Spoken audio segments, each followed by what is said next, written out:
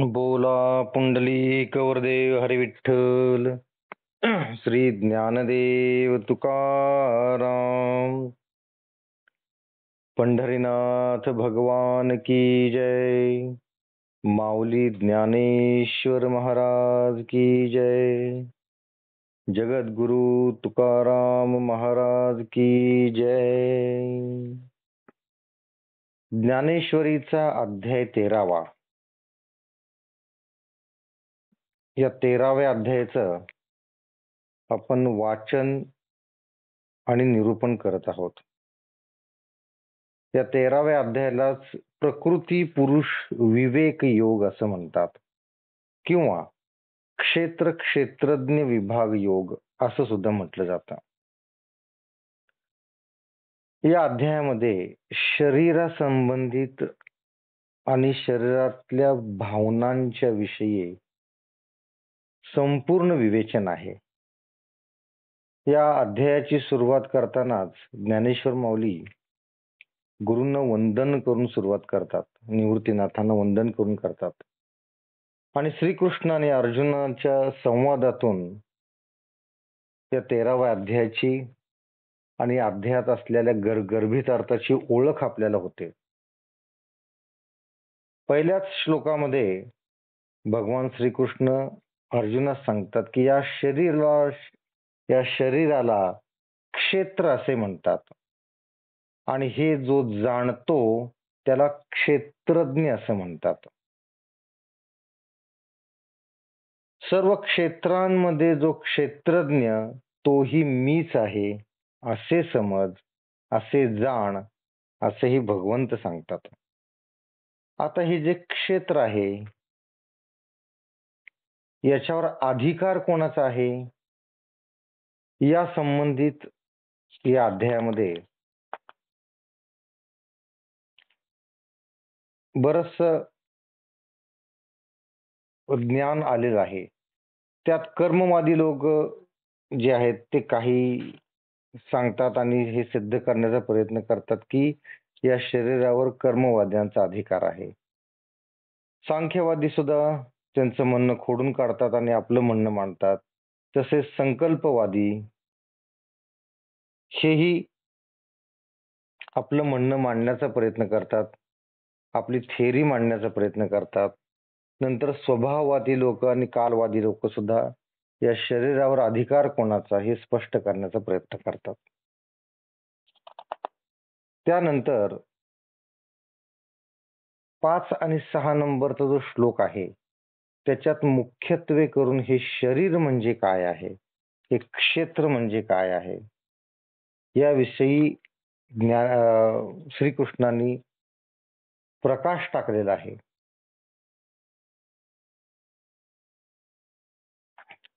तर यात सांगत असताना श्रीकृष्ण असं म्हणतात की हे जे शरीर आहे हे 36 तत्वांनी बनलेलं आहे. म्हणजे या शरीराची जी निर्मिती झालेली आहे ती 36 तत्वांनी झालेली आहे. ते 36 तत्व कुठली, त्यांची ओळख काय, हे सर्व उहापोह याच्यामध्ये आलेलं आहे.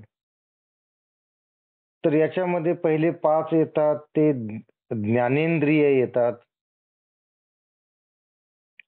आणि नंतर 5 येतात ते कर्मेंद्रिय येतात.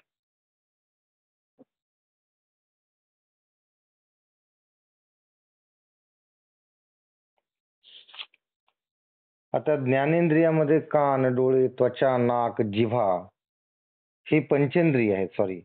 हे पंचेंद्रिय आहेत.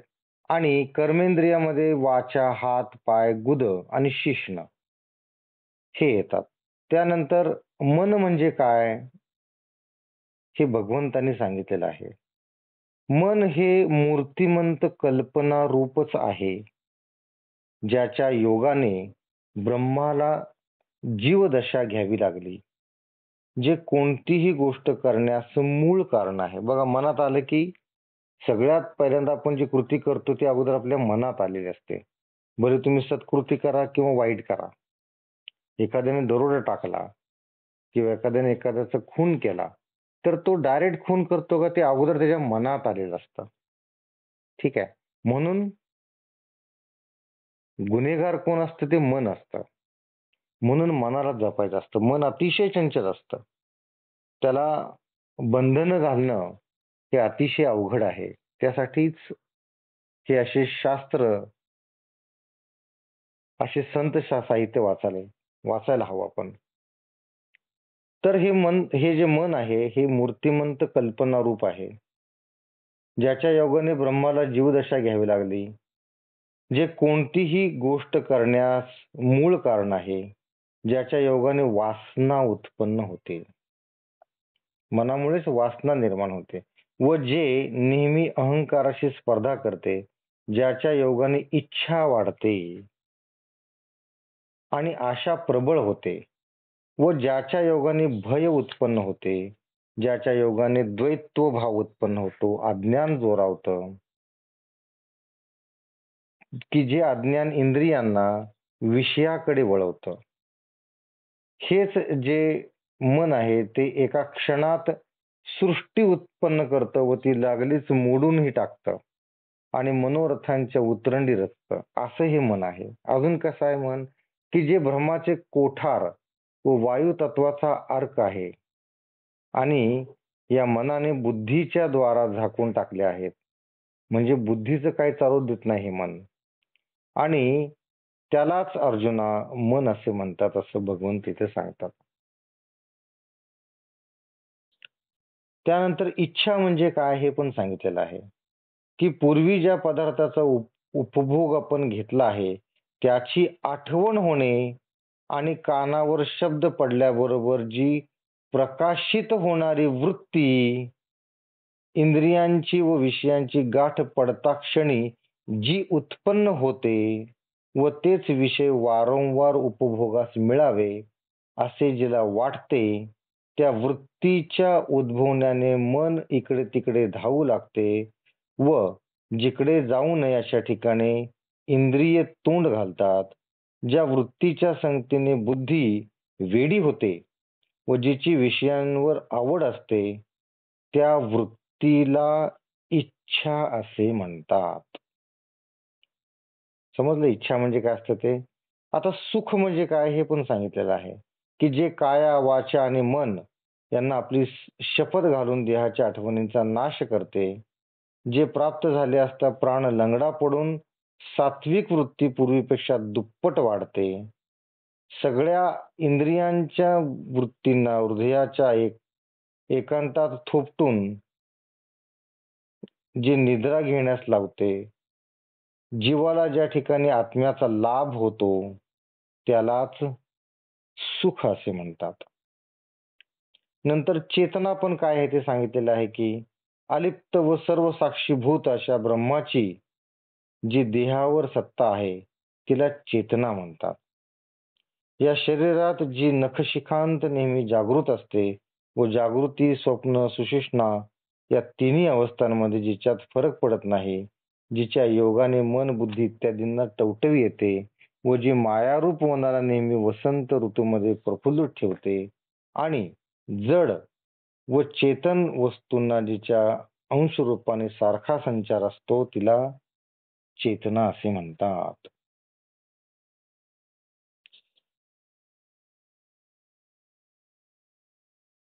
तर असे हे जे सगळे 36 तत्व एकत्र येऊन जे बनतं त्या शरीराला क्षेत्र असं म्हणतात.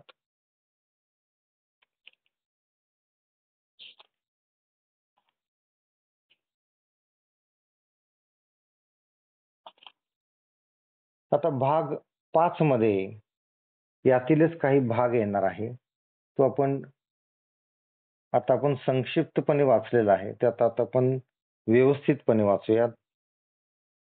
ओवी नंबर 126 आपण 125 पर्यंत ओव्या वाचल्या होत्या. ओवी नंबर 126 पासून 125 पासून पुढे वाचूयात. आणि इच्छिलिया सागडे इंद्रिया आमिष न जोडे जेथ जोडे ऐसा जो डाओ पाडे तोची द्वेषू. आता यावरी सुख ते एवं विधी देख, जेणे एकेची आशेख विसरे जीव. मनावाचे काये जे आपुले आणवाये, देह स्मृतीची त्राये. मांडित जे ये जयाचेनी जालेपणे, पांगुळा होई जे प्राणे सात्विकासी दुणे. विरीही लाभू का आगवीच्या इंद्रिया वृत्ती, हृदयाची या एकांती थापुटुनी सुष्णी. आणि जे गा किंबहुना सोये जीव आत्माची आहे, तेथ जे होये तया नाम सुख. आणि ऐसे हे अवस्था न जोडता पार्था, जिये तेची सर्वथा दुःख जाणे. आता याच्यामध्ये सुख आणि दुःख याचं वर्णन केलेलं आहे. इच्छा उत्पन्न होण्याबरोबर इंद्रियांना विषय उपभोगास मिळाले नाही, तर त्यावेळी जी वृत्ती उत्पन्न होते तिला द्वेष म्हणतात. आता सुख म्हणजे काय ते बघूयात. सुख हे खालील लक्षणांनी जाणावे असं सांगितलेलं आहे, की जे प्राप्त झाले असता इतर सर्व वस्तूंचा जीवाला विसर पडतो. बघा, आपण सुखात ज्यावेळेस असतो ना, त्यावेळेस आपल्याला आपल्या जवळच्या लोकांची आठवण सुद्धा येत नाही. नवे नवे आपल्याला देवाची सुद्धा आठवण येत नाही. म्हणून साधू संत म्हणतात, की मला तू दुःखात ठेव, म्हणजे सदैव मला तुझी आठवण येईल. बघा किती श्रेष्ठ विचार आहे, की हे भगवंता, हे पांडुरंगा, तू मला दुःखात ठेव म्हणजे मला तुझी आठवण येईल. आणि सुखात असलेल्या लोकांना स्वतःच्या आई वडिलांची सुद्धा आठवण येत नाही, तर देव तर फार लांब राहिला. तर इथे तेच सांगितलेलं आहे, की सुख या लक्षणाने जाणावे सांगितलं, की जे प्राप्त झाले असता इतर सर्व वस्तूंचा जीवाला विसर पडतो. जे म्हणजे सुख काया, वाचा आणि मन यांना आपली शपथ घालून देहाच्या आठवणींचा नाश करतो. देहाची आठवण सुद्धा होऊ देत नाही. आणि जे सुख प्राप्त झाले असता प्राण लंगडा पडून सात्विक वृत्ती पूर्वीपेक्षा दुप्पट वाढते. सगळ्या इंद्रियांच्या वृत्तींना हृदयाच्या एकांतात थोपटून जे निद्रा घेण्यास लावते. फार काय सांगावे, जीवाला ज्या ठिकाणी आत्म्याचा लाभ होतो त्यालाच सुख असे म्हणतात. कळलं सुख म्हणजे काय? आणि पार्था, अशी ही स्थिती न लाभता जी स्थिती उद्भवते, जी स्थिती असणे, तेच खरोखर दुःख असे समज. लक्षात आलं सुख म्हणजे काय आणि दुःख म्हणजे काय? ते मनोरथ संगे नव्हे, एरवी सिद्धी गेलेची आहे. हे दोन्हीची उपाये सुख दुःखासी. आता असंगा साक्षीभूता, देही चैतन्याची जे सत्ता, तिये नाम पंडुसुता. चेतना येथ. आता इथे चेतना म्हणजे काय सांगितलेलं आहे बघा, की ज्या ठिकाणी कल्पना उत्पन्न झाली त्या ठिकाणी सुख होत नाही. ज्या ठिकाणी कल्पना उत्पन्न झाली त्या ठिकाणी सुख होत नाही. एरवी कल्पना नाहीशी झाल्यावर ते सहजानुसार प्राप्त होते. म्हणून कल्पना उत्पन्न होणे व तीच नाहीशी होणे हे सुख दुःखाला कारण आहे. सुख दुःखाला कारण काय आहे? कल्पना आहे. आता अर्जुना, अलिप्त व साक्षी, सर्व साक्षीभूत अशा ब्रह्माची म्हणजे चैतन्याची जी देहावर सत्ता असते तिला चेतना असे म्हणतात. बघा, एखादा मनुष्य जिवंत आहे पण हालचाल काहीच करत नाहीये, कोमात गेलेला आहे, त्याला काय म्हणतात? त्याची चेतना हरपली म्हणतात. म्हणजे काय, तो स्वतःहून बुबुळाची सुद्धा, डोळ्याची सुद्धा हालचाल करू शकत नाही. अशी त्याची अवस्था कुणामुळे होते? चेतना नसल्यामुळे होते. म्हणजेच शरीरातलं जे ब्रह्मतत्व आहे त्याला चेतना असं म्हणतात. आता असंगा साक्षीभूता देही चैतन्याची जे सत्ता, तिये नाम पंडुसुता चेतना एथ जे नैखोनी केशवरी उभी जागे शरीरी जे तिही अवस्था तरी पलटेना.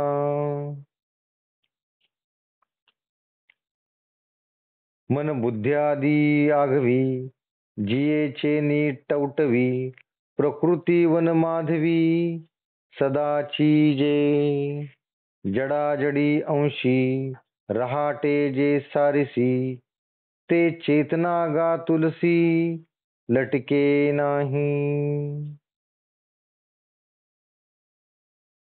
आता बघा, ही चेतना जी आहे त्या संदर्भातच अजून आलेलं आहे याच्यामध्ये. या शरीरात जी नखशिखांत नेहमी जागृत असते व जागृती, स्वप्न, सुषुप्ती या तिन्ही अवस्थांमध्ये जिच्यात फरक पडत नाही, ही जी चेतना असते ही सदैव शरीरामध्ये जागृत असते. स्वप्नात पण जागृत असते, जागृत अवस्थेत पण असते आणि सुषुप्ती अवस्था जी असते त्यातही ही चेतना आपल्या शरीरामध्ये जागृत असते, जिच्या योगाने मन व बुद्धी इत्यादींना टवटवी येते, उत्साह वाटतो आपल्याला, व जी माया रूप वनाला नेहमी वसंत ऋतूप्रमाणे प्रफुल्लित ठेवते आणि जड व चेतन वस्तूत जिच्या अंश रूपाने सारखा संचार असतो तिला चेतना असे म्हणतात. चेतना म्हणजे काय लक्षात आलं? मगाशी थोडक्यात सांगितलं की जो मनुष्य कोमात गेलेला आहे त्याचे हातपाय काय हलू शकत नाही, त्याला आपण म्हणतो त्याची चेतना हरपली आहे. आता ही जी चेतना असते ती लहानपणामध्ये, लहान वयामध्ये अतिशय जास्त असते आणि जसजसं आपलं वय वाढत जाईल तसतशी ही चेतनेचा अंमल शरीरावरचा हळूहळू हळूहळू कमी कमी कमी कमी होत जातो आणि ज्यावेळेस मनुष्य वृद्धापकाळाकडे जातो त्यावेळेस ती चेतना अजूनच कमी होते. बघा, मूल बघा लहान असताना किती चंचल असते, किती खेळकर असतं.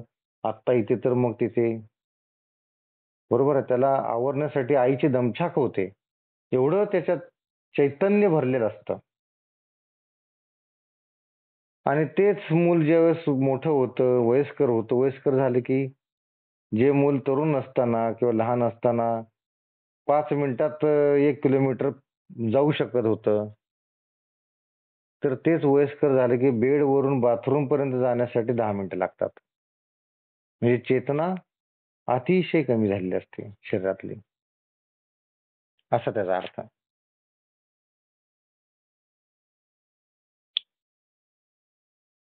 पै रावो परिवारू नेणे आज्ञाची परचक्र जिणे का चंद्राचेनी पूर्णपणे सिंधू भरती नाना भ्रामकाचे सानिध्यान लोहो करी सचेतन का सूर्य संगोजन चेष्टवी गा आगा मुख मेळविण पिलियांचे पोषण करी निरीक्षण कुर्मी जेवी पार्था तया परी आत्मसंगती ये शरीरी सजीवत्वचा करी उपयोगू जडा.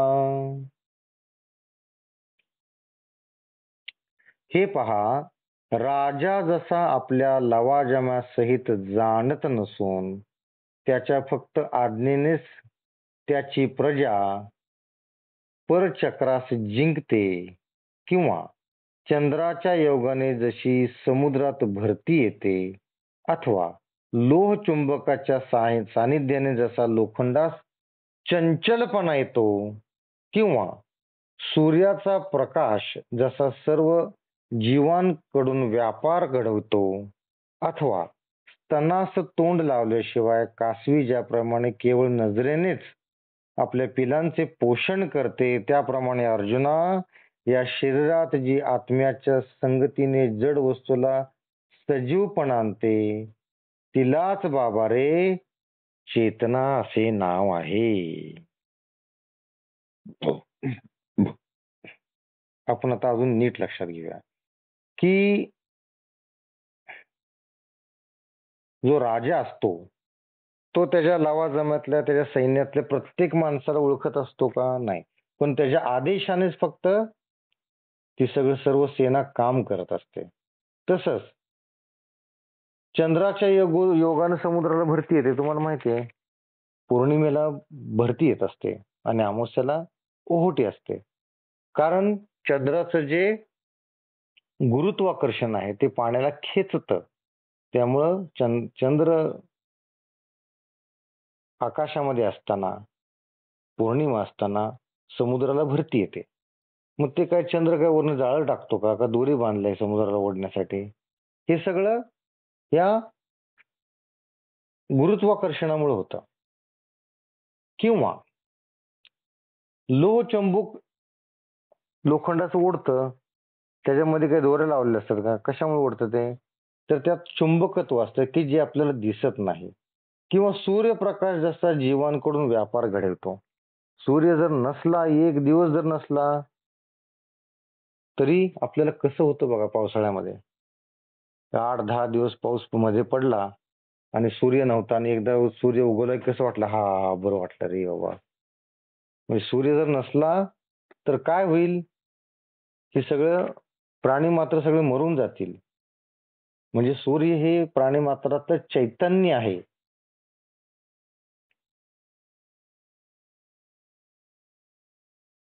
किंवा ज्याप्रमाणे अर्जुन या शरीरात जी आत्म्याच्या संगतीने जड वस्तूला सजीवपणा आणते, आत्म्याच्या संगतीने ही जी चेतना आहे या शरीराला, या जड शरीराला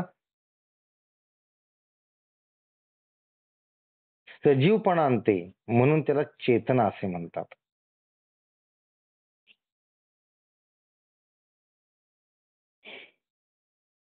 तरी भूता परस्परे उघड जाती स्वभाव भाववरे, नोहे पृथ्वी ते निरे विनाशिजे, निराते अटी तेज तेजा वायुसी झुंड, आणि गगन तव सहज वायू भक्षी, तेवीची कोणीही वेळे आपण काही सयाही न मिळे, आता रिघुनी वेगळे आकाश हे. पंचतत्वांचे एकमेकांशी जाती स्वभावावरून उघड वैर असते. पहा की पाणी हे पृथ्वीचा नाश करीत नाही का? नाश करते. पाण्याचे शोषण तेज करते. तेज म्हणजे आता पाणी आहे त्याच्यावर सूर्यप्रकाश पडला की त्याचं शोषण होतं, त्याची वाफ बनते. म्हणजे पाण्याचं शोषण तेज करते. तेज वायू बरोबर झगडते. हे जे तेज आहे ते वायू बरोबर झगडते आणि आकाश हे वायूस सहज भक्षून टाकते. वारा किती जरी जोरात असला तर ते आकाशाच्या बाहेर जाऊ शकतो का? आकाश मोठं ना त्याच्यापेक्षा. त्यामुळे आकाश त्याचं सहज भक्षण करते. त्याचप्रमाणे कधीही कशाबरोबर न मिळता सर्वत्र ओतप्रोत भरलेले असून आकाश वेगळे असते. अशा प्रकारे ही पंचमहाभूते एकमेकांशी विरुद्ध असूनही त्यांनाही जी एकत्र करते, दुजेपणाचा वादविवाद सोडून एकत्र राहून जे आपल्या गुणाने एकमेकांचे पोषण करतात,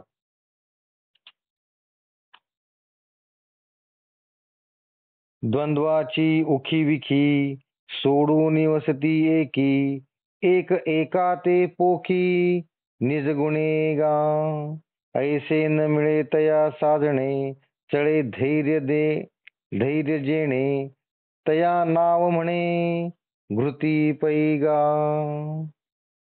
आणि जीवेसी पांडवा या 36 मेळावा, तो हा एथ जाणावा संघातू पैगा. एवं 36 भेद सांगितले तुझ विशद, यया येतो एला ते प्रसिद्ध क्षेत्र म्हणजे.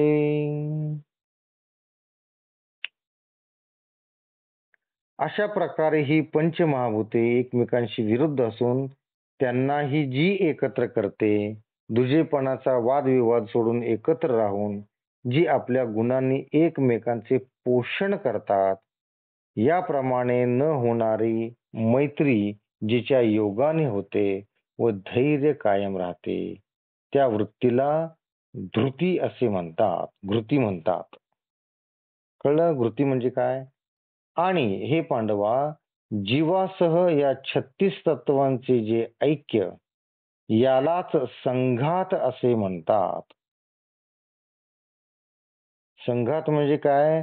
की जीवासह या 36 तत्वांचे जे ऐक्य आहे, जीव आणि हे 36 तत्व यांचं ऐक्य आहे, त्याला संघात असे म्हणतात.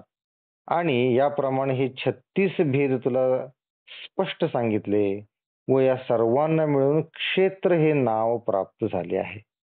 हे सर्व 36 तत्व मिळून जे बनतं शरीर, त्याला क्षेत्र हे नाव आहे.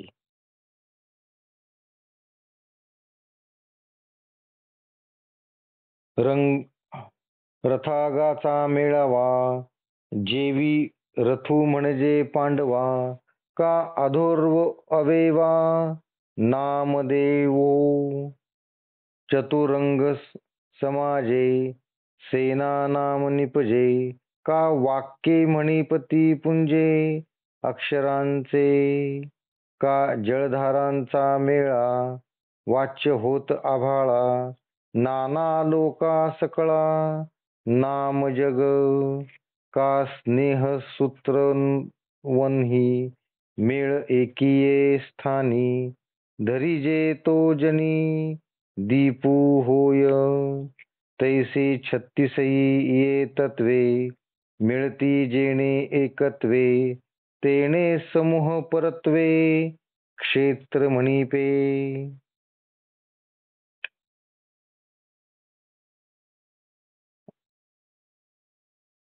अर्जुना, रथाचे सर्व भाग मिळून जसे रथ हे नाव येते, किंवा पायापासून डोक्यापर्यंत सर्व अवयव मिळून देह हे नाव येते, अथवा हत्ती, घोडे, रथ व पायदळ या सर्वांना मिळून जसे चतुरंग सेना हे नाव येते, किंवा अक्षरांच्या समुदायाला वाक्य म्हणतात, मेघांच्या सर्व समुदायाला जसे आभाळ म्हणतात, किंवा सर्व लोकांच्या समुदायाला जसे जग म्हणतात, अथवा तेल, वात, ज्योती ही सर्वत्र मिळाले म्हणजे ज्याप्रमाणे त्याला दिवा असे म्हणतात, त्याप्रमाणे हे 36 तत्वे जेव्हा एकत्र एका ठिकाणी मिळतात, तेव्हा त्या सर्वांना मिळून क्षेत्र असे म्हणतात. आपण वेगवेगळं म्हणतो का? हात, पाय, डोळे, आपण या सगळ्यांना मिळून शरीर म्हणजे क्षेत्र असं म्हणतो. कसं? ते इथे सांगितलेलं आहे की रथाचे सर्व भाग मिळून त्याला रथ म्हणतात, किंवा पायापासून डोक्यापर्यंत सर्व अवयव मिळून त्याला देह म्हणतात, किंवा हत्ती, घोडे, रथ, पायदळ या सगळ्यांना मिळून चतुरंग सेना असं म्हणतात. आपण म्हणतो का हा एक ढग, तो एक ढग, असं नाही म्हणतो. आपण म्हणतो आभाळ आलं. सर्व ढग मिळून ज्या सर्व ढगांच्या एकोप्याला आभाळ असं आपण म्हणतो. सगळं ढग एकत्र झालं म्हणजे त्याला आपण आभाळ असं म्हणतो. सर्व ढगांच्या समुदायाला आभाळ म्हणतो. तर तसंच हे सर्व 36 तत्वे एकत्र मिळाली तेव्हा या सर्वांना मिळून क्षेत्र असे नाव आहे. आणि वाहतेनी भौतिके, पाप पुण्य येथे पिके, म्हणून आम्ही कौतुके क्षेत्र म्हणून. आणि एकाचे निमते, देह म्हणती यया ते, परी असो हे अनंते, नामे यया.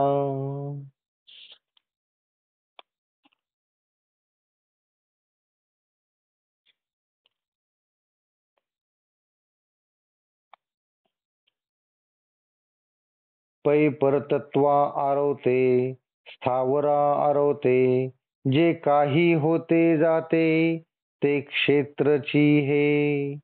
परी सूर नर उरगी, घडत आहे योनी विभागी, ते गुण कर्म संगी, पडिले साते, हेच गुण विवंचना, पुढा म्हणिपेल अर्जुना, प्रस्तुत तुझ ज्ञाना, रूप दाऊ. आणि सर्व प्राणी जगतात राहूनही जी पापाची किंवा पुण्याईची कमाई येथे करतात, म्हणजेच पीक समजून यास आम्ही क्षेत्र म्हणजेच शेत असे कौतुकाने म्हटले. या शरीराला क्षेत्र म्हटले म्हणजे शेत म्हटले. आणि हे जे शेत तुम्ही कसता, पाप पुण्याची जी तुम्ही कमाई करता,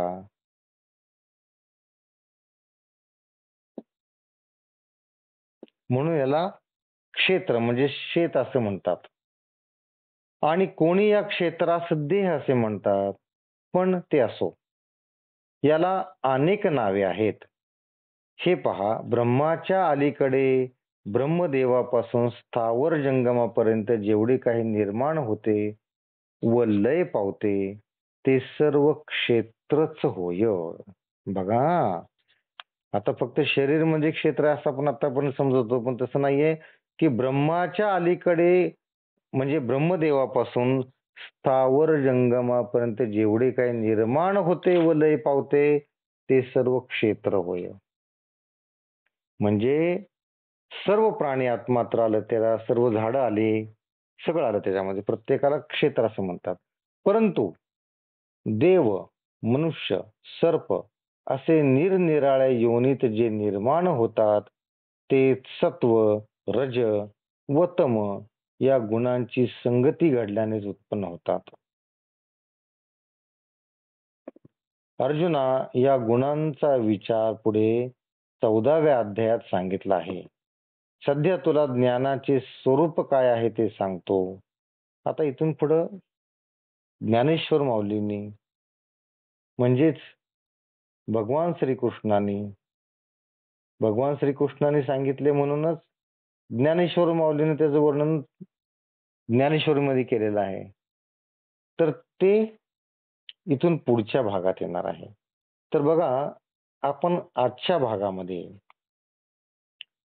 काय काय पाहिलं की सर्व 36 तत्वे एकत्र मिळून त्याला क्षेत्र म्हणतात. आणि जी पाप पुण्याची या शरीरात मध्ये आपण जगत, पाप पुण्याची कमाई करतो या शरीरात मध्ये, आजच्या भागामध्ये आपण चेतना म्हणजे काय ते समजून घेतलेलं आहे. नंतर द्वेष म्हणजे काय समजून घेतले, सुख म्हणजे काय समजून घेतले, इच्छा कशी निर्माण होते हे समजून घेतलेलं आहे. तर आज आपण इथंच थांबवत आहोत. भाग नंबर 6 म्हणजे उद्या आपण हा भाग आपण घेणार आहोत. म्हणजे आतापर्यंत हा 5वा आणि 6वा श्लोकच चालू आहे. अजून म्हणजे 3 भाग झाले. या 5व्या आणि 6व्या श्लोकामध्ये अजून संपलेला नाहीये तो. तर उद्या बहुतेक हा 6व्या भागामध्ये हा श्लोक संपेल. सर्वांनी डोळे मिटायचे आहेत, हात जोडून घ्यायचे आहेत, मनामध्ये भगवंताचं स्मरण करायचं आहे.